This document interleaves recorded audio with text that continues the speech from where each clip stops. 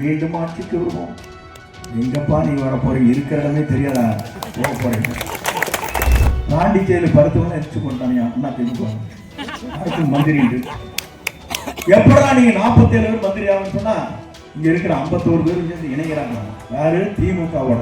வடதுருவம் தென்துருவம் என்று பேசிக் கொண்டிருக்கிற திராவிட முன்னேற்ற கழகத்தோடு கூட்டணி வைக்கலாம் என்று ஒருவர் நினைக்கிறால் அதை விட துரோகம் அனைத்து இந்திய அண்ணா திராவிட முன்னேற்ற கழகத்துக்கு இருக்காது என்பதை நான் இந்த நேரத்தில் தெரிவித்துக் கொள்கிறேன். ஏன் இந்த இயக்கம் வெற்றி பெற்றிருக்கிறது என்பதற்கு சில கேள்விகள் உங்களிடத்திலே கேட்கக்கூடும். திராவிட முன்னேற்ற கழகத்தின் நிலை என்ன, அனைத்து இந்திய அண்ணா திராவிட முன்னேற்ற கழகத்தின் நிலை என்ன என்பதை நீங்கள் அறிவீர்கள். இதுவரையும் தமிழ்நாட்டின் வரலாற்றில் ஒரு கட்சி ஆளும் மற்றொரு கட்சி எதிர்கட்சியாக இருக்கும். 60 ஆண்டுகள் ஆண்ட கட்சி, 35 ஆண்டுகள் ஆண்ட கட்சி, 2 எதிர்கட்சியில் குறை வச்சிருக்காரு. இதுதான் சரித்திரம். யாருமே செய்ய முடியாது. இதை நான் சொல்வதற்கு காரணம் உடைய ஆற்றலும் சிந்தனையும் தொலைநோக்கு பார்வையும் தான் அதற்கு காரணம். எல்லோரும் நம்பினார்கள் ஒரு மாற்றங்கள் தமிழ்நாட்டிலே வேண்டும் என்று விரும்பினார்கள். அந்த மாற்றம் தான் இயற்கையாக நமக்கு கொடுத்திருக்கிற கொடையாக நம்முடைய தமிழக வெற்றி கழகத்துடைய தலைவர் வெற்றி தளபதி விஜய் அவர்கள் என்பதை நான் சொல்வேன். புரியாது. மீண்டும் ஆட்சிக்கு வருவோம்.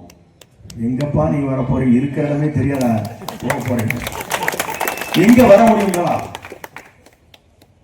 தடுமாறி கொண்டிருக்கிற நிலையில் ஒவ்வொரு இயக்கம் இருக்கிறது.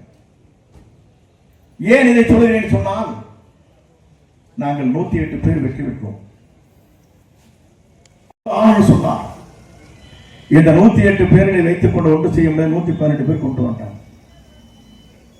பாண்டிச்சேரி பருத்தவங்க எரிச்சு கொண்டானியா அண்ணா திமுக அடுத்து மந்திரி. எப்படா நீங்க 47 பேர் மந்திரி ஆகுன்னு சொன்னா இங்க இருக்கிற 51 பேரும் சேர்ந்து இணைகிறாங்க. யாரு? திமுகவோட. வடதுருவம் தென்துருவம் என்று பேசிக் கொண்டிருக்கிற திராவிட முன்னேற்ற கழகத்தோடு கூட்டணி வைக்கலாம் என்று ஒருவர் நினைக்கிறால் அதை விட துரோகம் அனைத்து இந்திய அண்ணா திராவிட முன்னேற்ற கழகத்துக்கு இருக்காது என்பதை நான் இந்த நேரத்தில் தெரிவித்துக் கொள்கிறேன். ஏப்பா நீங்க 2 பேரும் ஒட்டுமே சேர்ந்துட்டு மீண்டும் சுருட்டலான்னு பார்த்தா விட்டுருவானா? பார்த்தா 10 பேரை கூப்பிட்டார். அந்த கட்சிக்கெல்லாம் மந்திரி கொடுத்தார்.